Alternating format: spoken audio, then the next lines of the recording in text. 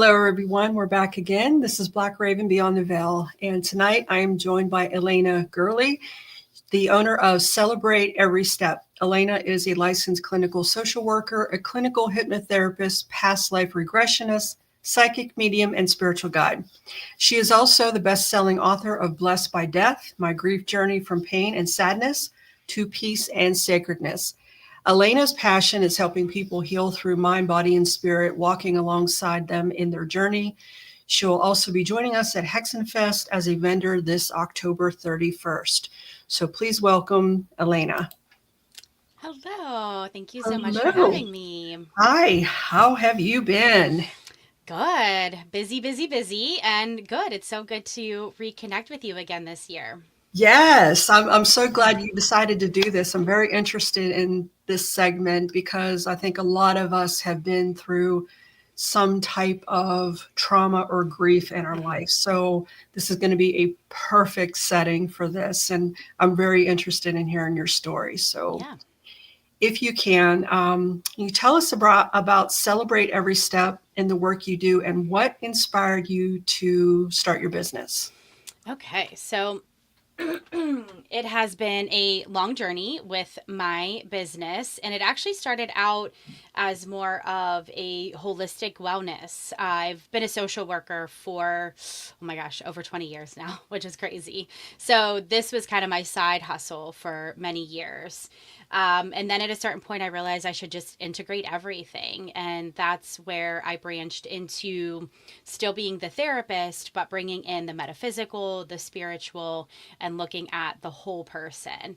And so I have the therapy background, the holistic wellness background, and then brought in the clinical hypnotherapy, past life regression, and just kind of all of those facets of people. And ultimately, the more I saw people, the more I realized that people have been through a lot, and the bringing all of those modalities to the table just really helps people transform their lives, process through grief, trauma, all of those kinds of things, and just help them feel and function their very best.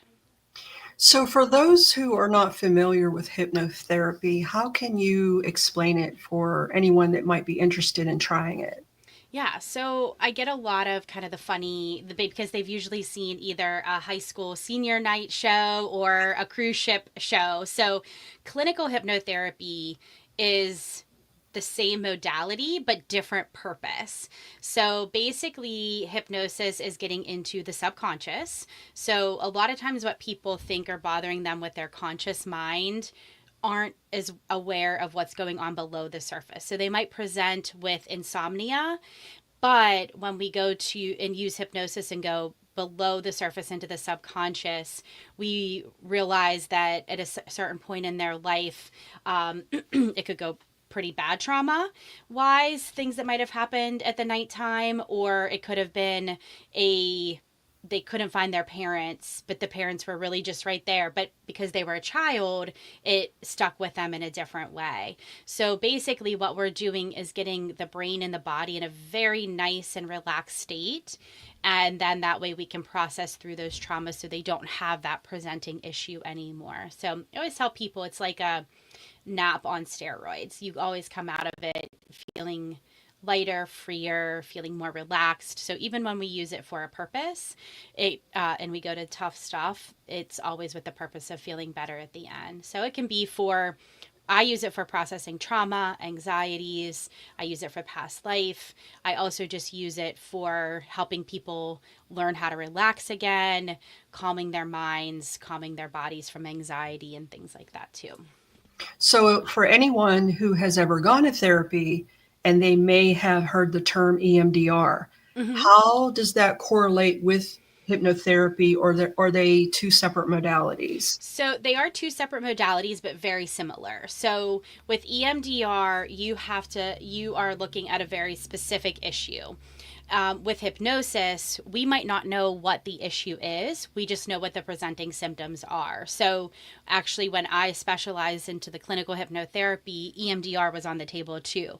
I chose clinical hypnotherapy because of that, because I had been at it long enough by the time I did the certification that I knew not everybody knew why they felt the way they did, why they were having the symptoms. And I was like, well, EMDR can be effective for those traumas that we know, but for all that stuff going on below the surface that's way back, from childhood, birth, even into past lives, we don't consciously know what it is. So we need a different tool for that.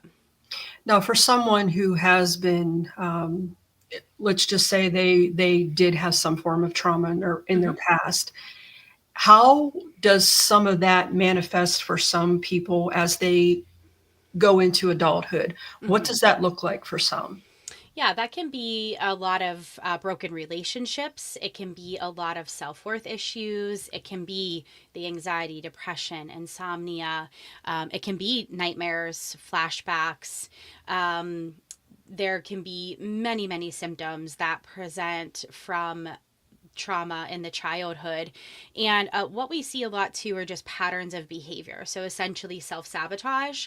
So coming into like a food issue, and they, know all the right things to do to eat the right foods and move their bodies and do all of those things, but it seems like they keep sabotaging themselves. There can be an underlying trauma that leads to those behaviors, those abandonment wounds. So they could be in a fantastic relationship, but they push that person away. And so that's kind of a few of the examples that people show up with and that we work through. Now, without going into too many details, Mm-hmm. what is the main reason you see people come to you?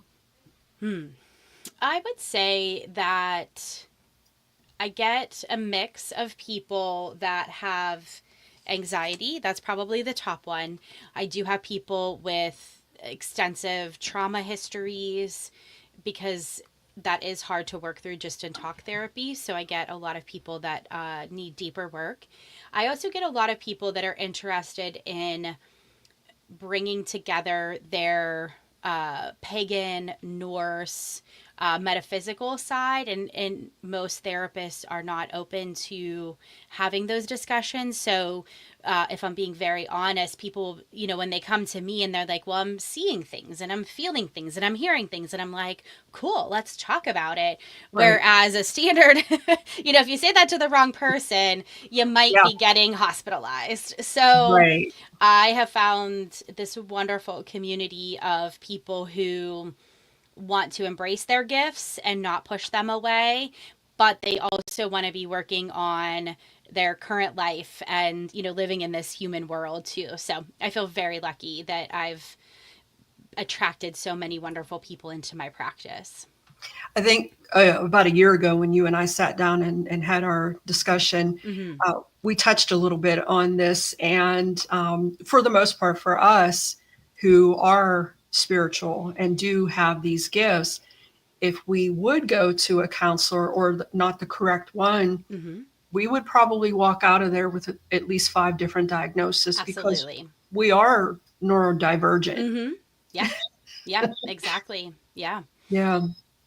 Yeah, and it's up to them and what they want to be working on and how they want to approach that. So it doesn't have to be within my belief framework, and Mhm. but I'm open-minded to all of it. And that is very different than, and act, therapists should be open-minded, but if they don't have lived experience, I think sometimes there can still be that judgment in the back of their mind if somebody is a practicing witch or following other ancient religions, whereas I have the lived experience of that and lots of friends and other people in my life. So I'm very open to that. And I just think that brings a different energy to a session.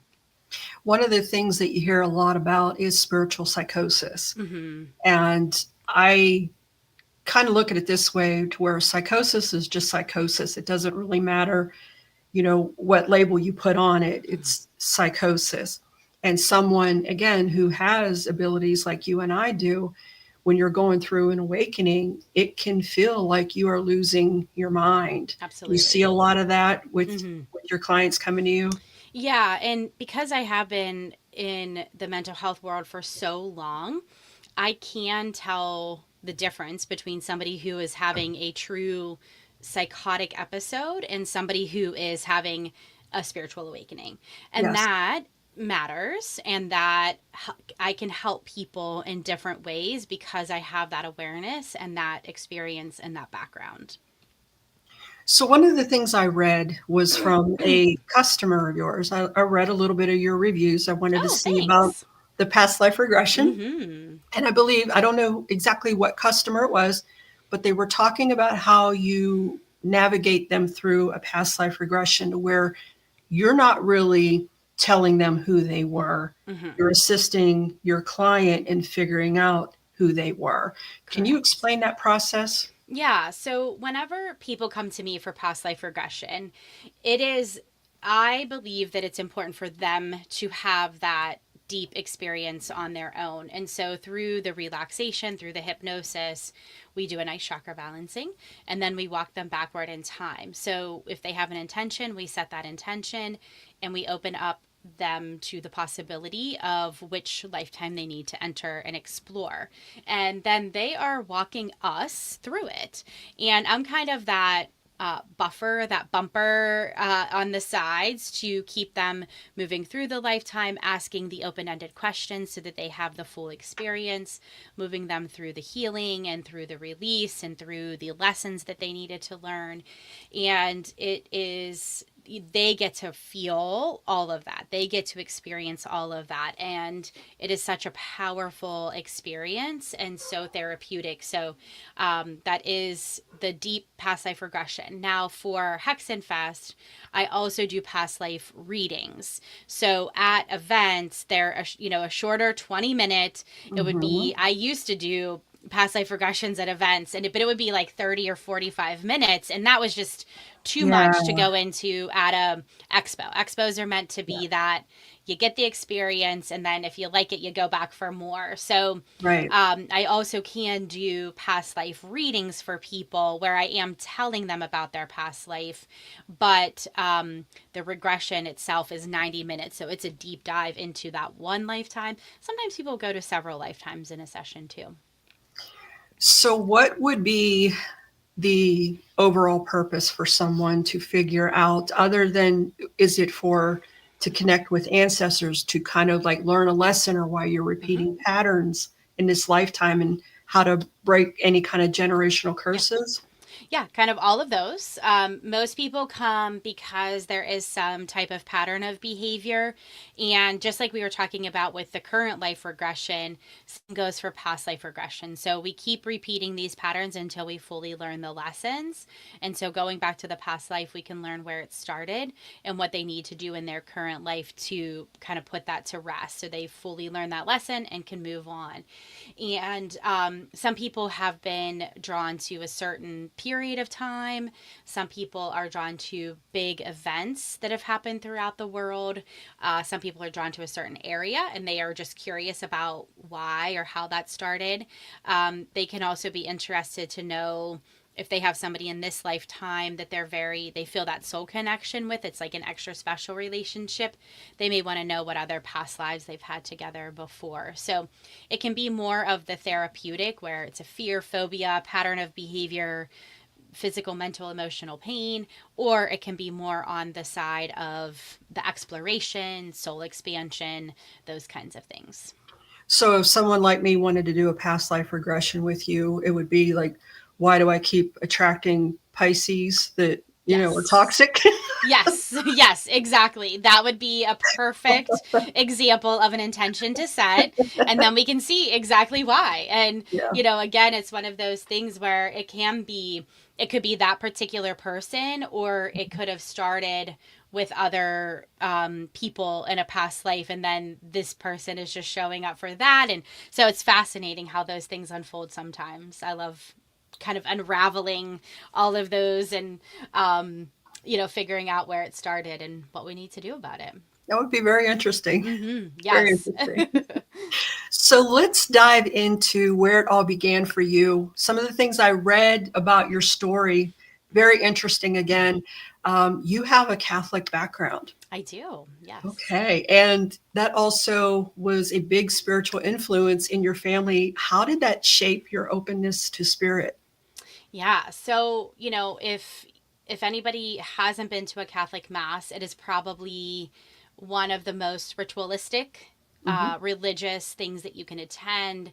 There's the candles and the incense and the chants and the prayers and the rituals that go into it. And my grandmother was very Catholic, but also very open to other things. If in my book, I talk about that she saw tea leaf readers and tarot readers, and I had a awakened past life experience. So I grew up with this very dual experience where, like, okay, Catholic faith was very important, but there is this other side that we can't just see with our regular eyes. And so I feel very lucky that that was the case, because I do think that, well, I know in my practice, I get a lot of people with very religious and strict backgrounds that were very traumatized by their religious upbringings. Now, don't get me wrong, I have my own religious trauma with, good old Catholic guilt Right. that runs deep. But for the most part, it was I could see beyond it and not just see, oh, this happened, so I'm going to hell.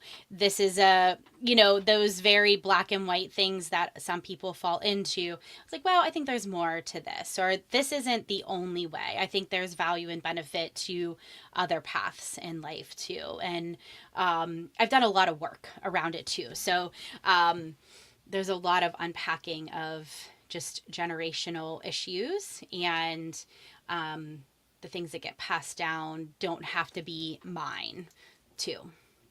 So is that a part of learned behavior? Mm-hmm. Yeah. Yeah. It's that, conditioning. I think we all come in with a blueprint for how our life is. That's why I got into the human design, because that shows us what our blueprint was meant to be. But then when we get the conditioning throughout life, which can come from parents, grandparents, generational traumas, religion, school, coaches, all of that conditioning affects what our original blueprint was meant to be. So you also talk about imaginary friends. Now, as a Yes. child, you actually had family members in spirit. What was it like realizing that as an adult? Yeah, so yeah, it was one of those moments where it was like, oh, duh. Why didn't I realize that sooner? I don't know. I don't know. Right? I guess we figure things out when we're meant to. But yeah, I mean, I think people can have imaginary friends, and they come from the house that they're in, or the land, or these other things. But I very clearly had these imaginary friends that were family members. And yeah, so later on I was like, oh, yeah, that makes sense. And it just all clicked finally. And then I was like, oh, okay, let's get back into this. Let's actually hone those skills, honor those skills. And especially with going through so many significant losses in my life, I realized the importance of being able to feel, see, know, hear my loved ones, even when they were in spirit. You actually saw a video of yourself when you were little talking to somebody, Yes. or Well, so it was one of those things. So my oldest uncle rented a video camera for my great grandmother's 100th birthday, and I was 4 at the time. And so 4 is like little, like that's baby still, really. yeah. And he was asking us, what's your name, what's your parents' names, and my mom was pregnant at the time with my sister, who ended up being a stillbirth. And he asked me what we should name the baby. And I said Teresa, which was my aunt who had died. Now, at 4, I don't, like, nobody was talking about my aunt Teresa. Right. Nobody was saying, like, you had this aunt, because she died in 1969. Like, nobody was like talking about her, or making a big deal about it. I mean, it was a pretty sad. She actually died. She went to a state school because she was brain damaged as an infant, and so about age 7 or 8, she went to one of the institutions, and then was moved to the one that is in Crescent.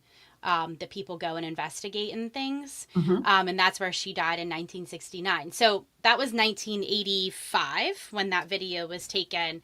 And so just like seeing that did that kind of aha again of like, Yeah. where did I come up with that? Oh, maybe because my Aunt Teresa was around me Mhm. and that was one of my imaginary friends. And yeah, just kind of all, it's like like looking back, it's like, of course, why didn't I see it? But just things kind of falling into place over time. So, That's awesome to have that footage. I wish I yeah. did because all I Yeah. have is family members telling Mm-hmm. me you used to sit there and talk to people that Yeah. weren't there. I Yeah. would love to have something on film. Yeah. Yeah. It's pretty cool. So, how do signs, symbols, and synchronicities show up in your life? Oh my gosh. I am obsessed with signs, symbols, and synchronicities. And it is such a powerful way to let us know we're on the right track, let us know that our loved ones are still around us. I actually had two happen not too long ago. I was in Arizona for a retreat, and this whole thing played out where um, the suicide awareness walk. So my brother died by suicide in 2007, and I had met this lady in Slovenia a couple years ago. It just happened, quote unquote, to be this walk was going on the weekend that I was going to be in Arizona. So a couple friends came over with me, and I saw her and started walking towards her, and they were announcing at the time, and the lady was like, "We would like to thank Bryce," which was my brother's name, and I was like, did I just hear that? And so like kind of froze, and then she was like, "Oh, and just kind of went on to these other names." And just for like that moment where it just happened to be happening that weekend that I was already going to be in Arizona. My friends were willing to drive me over there and, do this walk with me. And it was just one of those like, oh, wow. Like all of the things that had to happen for that exact moment to happen was pretty spectacular. So that was a fun one that happened recently. And then, I was in Palm Desert visiting family, and I always feel a little bit guilty when I travel because I travel a lot for work, and then here and there I'll do things that are more just for fun, just some downtime. But I love to travel. But I also I'm a busy mom and don't see my kids a lot, so I can get caught up in that mom guilt. And my cousin picked us up from the airport, and we pull behind this car, and the license plate is Bodie and then the number 9, but my son's name that died was Bodie.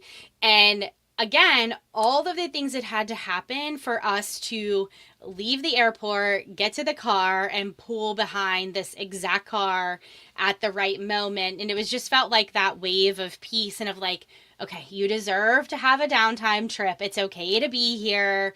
I'm here with you. And just that reminder of like, yep, okay, they're here. It's okay. I'm doing the right thing. So that reminds me of I watched a video about a girl talk about her brother passed away. He was somebody who did a lot of like rock climbing, and Mm-hmm. that's actually how he passed. Mm. Again, the whole family was feeling guilty about going on vacation without him. They went to Italy, and she talks about seeing him in the street of Italy, Oh my gosh. having a full on sighting of him. And it was basically him letting them know it's okay. I'm here Yeah. with you. No Yeah. matter where you go, I'm still here. Yeah. Is that kind of how you felt in that moment? Yes. Yeah. Because I do think, even with the work that I do, it can be hard to be human and to lose the people that we love or lose the Yeah. animals that we love or even just what we thought life was going to be. It's just hard anymore. I don't know if everybody else is feeling the same heaviness that I am, Yes. but those moments, those reminders just give me that like, okay, you're here for a reason. This is all happening for a reason, and we're here to love you and support you through it too. Because Yeah. it's not like just in my day to day, it's like, oh, there's my brother and there's my. It's not like that. It doesn't work like that, Right. So Right. Right. And I think a lot of people don't realize that, yeah, with us being human, as you said, mm-hmm. we're not always being Yeah, psychic, tapped in. Yeah, exactly. Mm-hmm. because we have other stuff to take care of. And Mm-hmm. it's not all this magical wonderness, and people think it is. Yeah, We're just going through life like everybody else. yeah.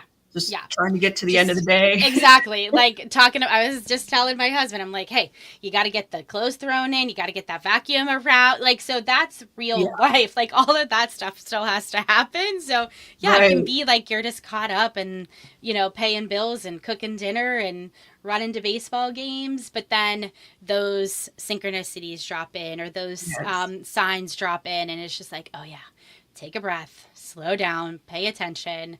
This is so much more than what we can just see here.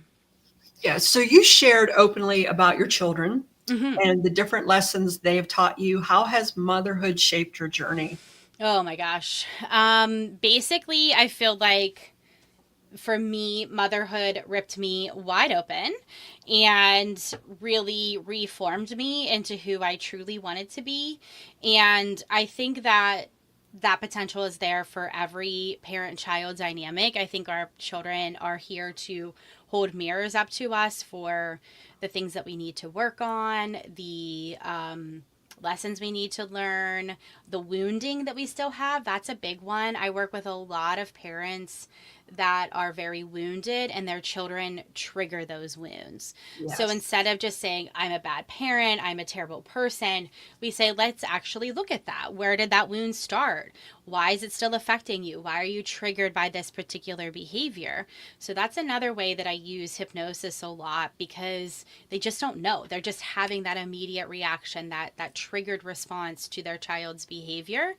And because I've done so much work on myself with the help of my children, I can help other people through that. And, a common one that growing up, it was like, don't waste food, and, eat what's on your table. And it's disrespectful to not accept food from other people. And at a certain point, I was like, where did that even come from? Why do I Yeah. have that belief? And that Yeah. isn't true. Like, they aren't being disrespectful if they don't eat the food that I just cooked. And so we can really get wrapped up in these stories that are just complete nonsense, that Hmm. got handed down to us or that we picked up along the way. And so if we can slow down and really say, like, do I really want to be freaking out on my kids every single night because they don't like the food that I put in them, or they have a complaint or a criticism? No, I don't want that. Like, let's have the conversation. What foods do you like? Yes, of course, let's try this. You're going to eat what's here, but what do you like to eat? Instead of it just being a like, listen and don't argue, and, but there was so much that I was so triggered by. And when I really slowed down and paid attention, I was able to see, like, oh, this has nothing to do with them and everything to do with my own wounding. So, Yeah. I mean, there's so much I'm still learning about mm-hmm. food and food trauma. Yeah. And I think is it ARFID? Mm-hmm. Yes. Mm-hmm. Okay. I learned about that and I'm like, that makes so much sense because Mm-hmm. there's certain foods I refuse at Yeah. this age. I will not eat. Mm-hmm. And it stems from food trauma as a Yep. child, sitting at the Yep. dinner table with that anxiety because you know you're going to be forced to eat something that you don't Mm-hmm. like. Yeah. Yeah. Yeah, I actually just had somebody where we went in, and this was just like a quick snippet at the very end. And she has major food issues Hmm. and dropped into a lifetime where a lot of the food she had to eat was like rotten and yucky. Hmm. And so much trauma around all foods because of that lifetime, and just such an anxiety about it. And yeah, just to be able to start to unpack that and move through it and not have that visceral like gag reflex or these other things come up. So really getting into the subconscious can be so powerful to even get rid of things like that. So So after your son Ian's birth, you said you had postpartum depression. yes, yes. How did that affect you, and what are some of the things you did to move through that? Yeah, it was so it was definitely compounded by I had had my third child. My husband was living and working away. So it was me and the three kids. And at that time, we had two dogs. So I was kind of all on my own. And he was breech and separated my pubic bone. So I could every step I took was like that, a lightning bolt of pain. So it was a lot. And that postpartum depression just hit hard. And it was really postpartum depression, anxiety, and then rage, which is something we don't talk about a lot. I mean, Mhm. we've thankfully postpartum depression has been something that has really come to light. Um, and I mean, it's kind of what has led me to this moment, quite honestly. Mhm. So, none of what I had been doing was working. This was when I really started to say, okay, I need to be doing my own work. So, helping other people, we're talking about fitness and we're talking about nutrition and we're talking about holistic body care. But we got to start talking about postpartum and motherhood, and just really that was really the impetus for saying, like, okay, so I'm being triggered, I'm having these unnatural responses to very normal things in life, so I need to start unpacking this and working through this. So that was when shadow work came in. That was when I was doing my own looking at my wounding and where it started, and really starting to move through all of those things. And in my book, I talk about the tools and practices at the end of every chapter. So I go into 9 people and animals that I've loved and lost, and I talk about those tools. And so that was when I was like, okay, like, we've got to get back to movement. We've got to get back to the music. We've got to get back to laughter and playfulness. And it was kind of like everything needed reevaluated. And I really, at that time too, started simplifying my life. So it was like, okay, if everybody forgets socks, instead of yelling at the big kids to go get their socks as we leave, let's just put a basket of socks by the door. Right. We've got these animals and the food's down in the basement, and that 5 extra minutes, like, let's rearrange the upstairs closet so that the dog food can be right there. It sounds so simple, but those simple things, really looking and just evaluating every aspect of my life and saying, okay, my beliefs, my expectations, the logistics of our day to day, everything needed reevaluated.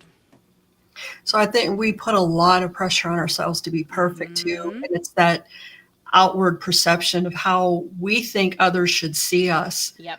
And that causes so much, because at the end of you do unravel Mm-hmm. trying to be that perfect mom and that Yep. perfect thing to everybody. And you can't, No. you cannot. Yeah, you cannot. And Ian was a handful. So even into toddlerhood and before he went to preschool and school, it was a ongoing thing because he was just a lot, and he was so different than my other 2 kids. And um that was a big part of it. And now I can look back and laugh and be like, well, at least other people didn't feel as bad about their own children whenever we were around because they're like, well, my kid's bad, but he's not as bad as this one. So now I can laugh. At the time, I was in rough shape. Yeah. And yeah, not doing well. And that was also with the postpartum depression and anxiety and rage. That was when I really started to dig into my own personal health too. And so I started seeing a functional medicine and naturopathic doctor, really trying to figure out my hormones, how to balance my hormones, how to manage carb tolerances and intolerances and food intolerances, because all of that was really playing into just my overall well-being too. So, Yes, totally agree. Like this past year, with COVID, we all went through in 2020. mm-hmm, I now have food sensitivities, like mm-hmm, bread, grains. I've never had a gluten allergy. yeah, Now I do. mm-hmm, yep, And it causes anxiety, mm-hmm, yep. extreme amount of anxiety. Yes. Yeah. And that was when I first started learning about histamines. Hmm. And I am very sensitive and always have been, but it was really activated then. And those histamine responses actually cause a lot of anxiety, Yeah. insomnia, other issues that then just compound everything else that you're going through. So, yeah, it's crazy how when we start paying attention to these things, it's a lot to unpack and figure out. So let's talk about your book and let's talk about Bodhi. Yes. So losing your son Bodhi during labor was life-changing. Hmm. How did that experience shift your connection to spirit and your purpose? Yeah, I think that was, yes, it was very life changing, very devastating. Um, it was one of those experiences that you really can't put into words, um, how it feels in those moments. Um, but it was like a complete falling away of everything. And so just had to reevaluate everything. So, like I was talking about with Ian, okay, we got to figure out the routines and we got to figure out these practical issues with Bodhi dying. It was kind of like, okay, so if I'm going to continue my life, what do I want that to be? And it really allowed me to say, you know what, I am going to go for everything that I feel called to move towards, even writing the book, launching my own podcast, going on these bigger trips again. It really said, like, okay, we are not guaranteed anything. There are absolutely no guarantees in life. We can do everything quote unquote right, and really terrible things can happen, and we don't know which day is going to be our last day. And so it really gave me the, I'm going to say, courage to just go for anything and everything that I felt like I wanted to pursue, and really even owning this business too, because there are a lot of naysayers about integrating these different aspects of past lives and human design and Reiki and all of these things into a clinical practice. But I was like, you know what? I have nothing to lose. Let's go for it. So it really gave me, and Bodhi, means spiritual awakening. And I do think that it also launched me into just viewing the other side so much broader and more in tune and more in touch. And even starting to get into things like psychedelics and understanding how that can help process trauma and help us opening up our gifts and sensitivities too. So, yeah. So my personal belief is that as mothers, we are tethered to our children. Mm-hmm. Are you able to connect with Bodhi that way? Yes, yes. So again, I do think that he's with me at all times. Mhm. And then here and there, we will have bigger interactions and bigger experiences together.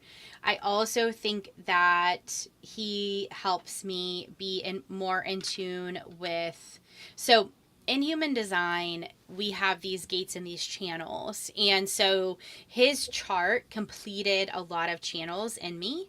And so I think also with our energies meshing and him being tethered to me, I activated different parts of my own purpose and my own path. And so I think he helps me in that way too, especially with other people's physical ailments, and helping people clear out what they've been holding on to, especially in their bodies. So it was something that I had been doing before his death, but I feel like I get even more people that have major physical issues, but we're getting into the traumas and we're getting into the emotions and we're getting into the beliefs and clearing those out. So I think he's around to help me heal, help people heal even on deeper levels. So what are some of the things that you do to keep his memory alive? Well, I'm covered in tattoos. So Okay. those are daily reminders of him. I have the lower arm is for him and my brother, and there's a shell for my uncle. So that is just an ever present thing with me. There are our picture. There's pictures in the house. There is we do keep his urn out. I have the poems from his memorial right beside me. So it is very much a just daily presence. I did have the interesting, so we had a 40th birthday party that we went to yesterday. And, when I was signing the card, I was like, do I put his name? And, it's that interesting thing that I think happens Oh, let me take a drink.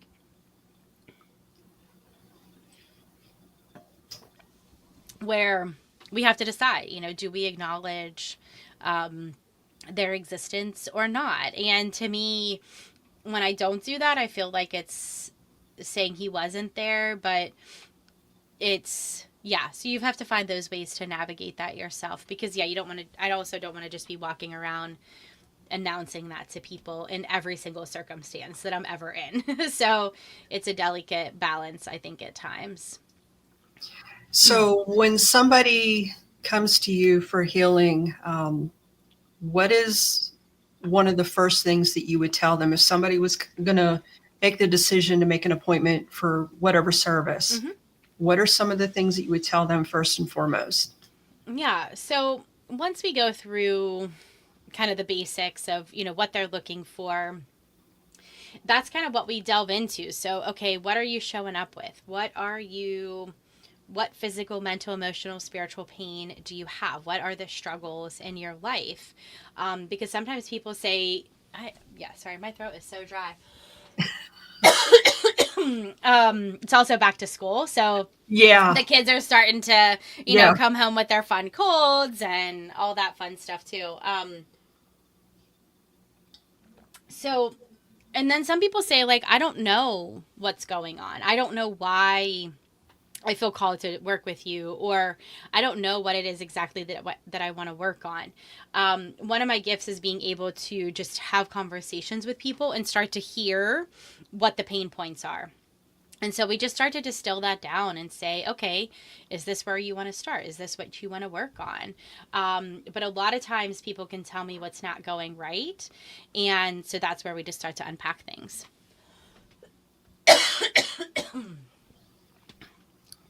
So you will also be a vendor at Hexenfest October 31st. Yes. So for anyone that is watching, what will you be offering at Hexenfest?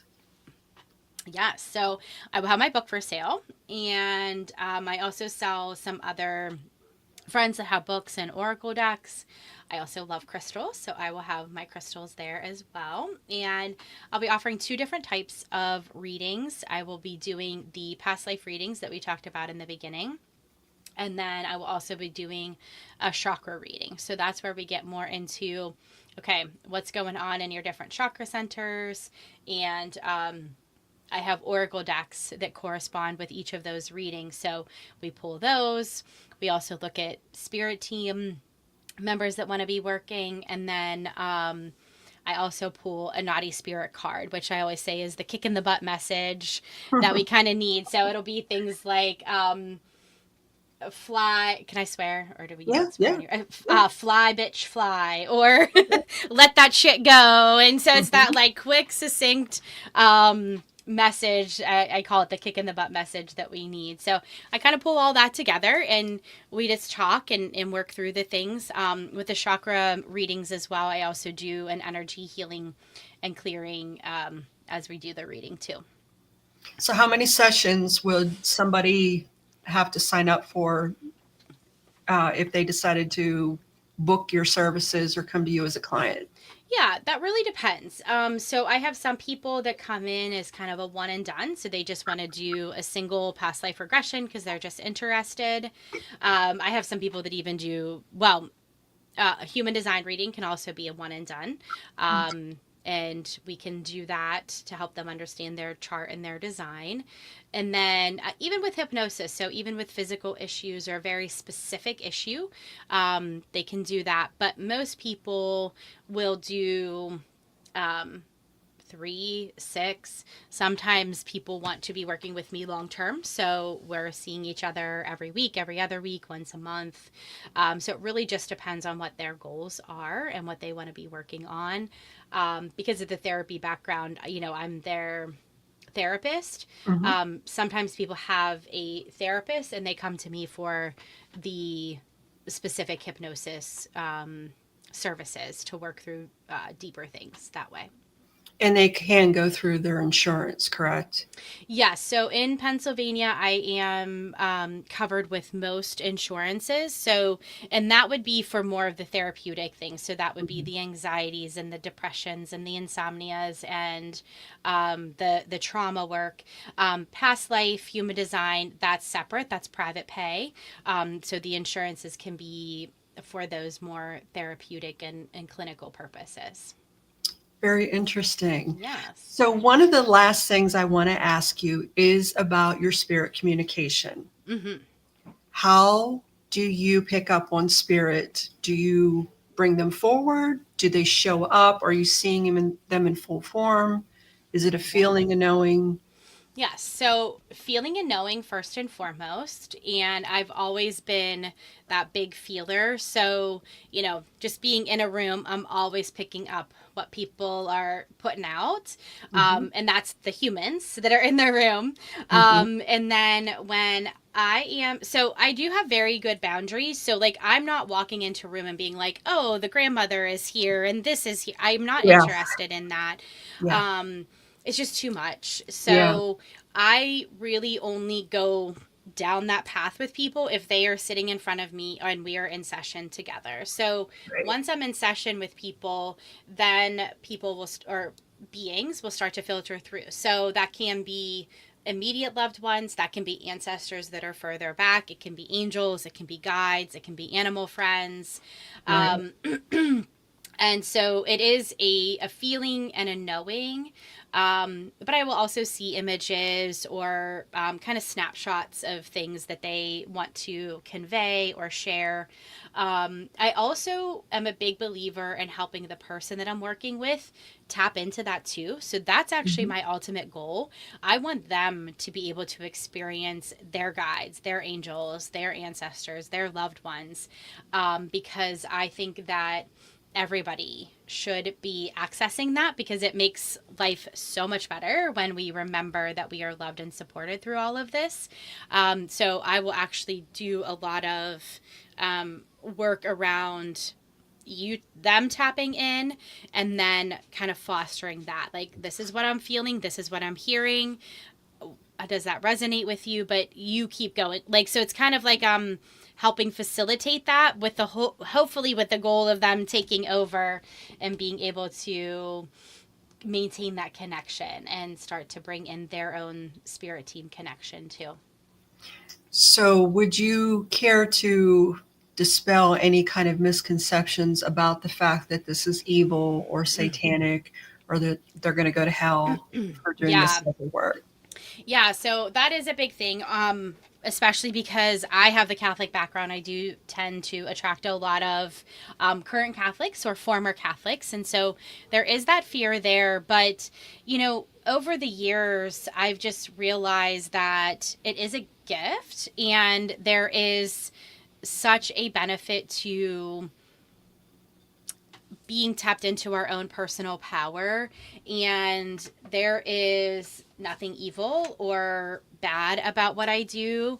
I am just trying to help people feel and function their very best and empower them to believe in themselves. I know that, and I'm all for the darkness, I'm all for the shadow. Like, we need to go into those deep, dark depths. So it's not that I'm afraid of the dark or afraid of the shadows, but that is not what the work is about. The work is about helping people to move through life being their best self. And so, when I look at that, I do a lot of work with Jesus and with Mary Magdalene and Mother Mary, Hmm. along with these other ascended masters as well. And so I think there is a place for all of it. And if we could just let go of outdated beliefs that were perpetuated to scare us and fear us into Yeah. following along with what the powers that be wanted us to believe, we would be so much better off. So, yeah. Oh, I totally agree. Now, with tonight being the full moon in the Mm-hmm. eclipse, what a perfect time. All Yes. about transformation and letting Absolutely. go of what no longer serves you and shadow work. Yes, yes. I Yes. love shadow work. I think it is so absolutely vitally important. And yeah, so yeah, I hope people can harness some of this power tonight and do some of that work. Okay. Well, I am going to close out here because I know you have places to be. Yes. Yes. So Thank you. thank you. I really enjoyed this, and I wish I could talk more in depth with you about this Yes. because I have a couple more questions, but Yeah. at a later date. Thank you very much for joining us, and I will see you in October at Hexenfest. Sounds great. Thank you for having me Okay. tonight, and thank you for having me in October. All right. Thank you. Everybody tune in, drop your comments into the comment section on YouTube, and I will answer them as best as I can at a later date. So thanks for tuning in. Bye-bye.